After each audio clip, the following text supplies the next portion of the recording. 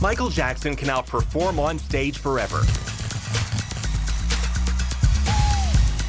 When the flames were coming up in the back and he was surrounded by real dancers, he felt really like he was there. This spot-on 3D projection brought his fans and friends to tears. There were 30, 40 people crying in the first few rows. First Florida businessman John Textor and his digital artists recreated the King of Pop. You ain't nothing but a And now they're recreating the King of Rock and Roll. We've announced, of course, we're bringing back Elvis Presley by way of one of these performances. And in working to resurrect dead celebrities, Textor is working on resurrecting himself. We moved back into the same office where it all started. His last company, Digital Domain, plunged into bankruptcy because he says a hedge fund bailed on his plans to train his artists before billing them out. We showed up with a plan to lose money. That'll do it. But on top of that, the state of Florida sued and accused him of bilking taxpayers by accepting $20 million state dollars on the promise of jobs before Digital Domain collapsed. But the state confirmed it has settled that suit, and now Textor is looking ahead. Digital Domain ended up getting characterized like a Solyndra or some other great failure. Should it have been? Of course not. He denies the accusations from the state and created a new company called Pulse Evolution. We build digital humans that enhance entertainment.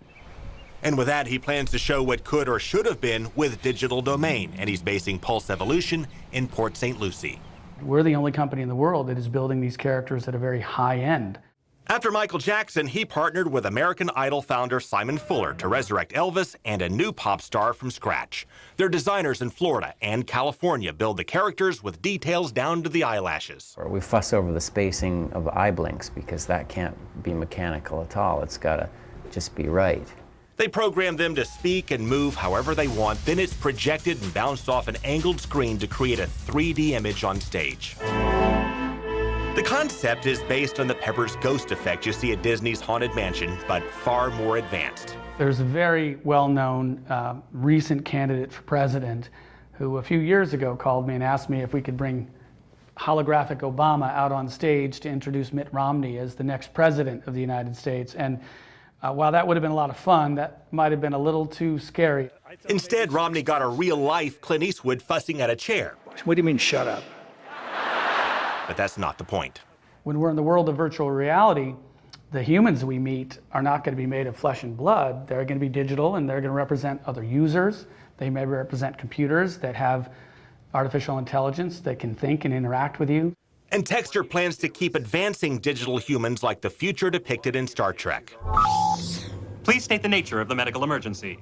Textor knows politicians in Florida don't trust him, but he trusts in his vision and says he will keep his commitment to Florida. We're at a state with our digital characters where, with a camera 2 inches off of the bridge of a nose, you cannot tell the difference between our animated humans and your best friend.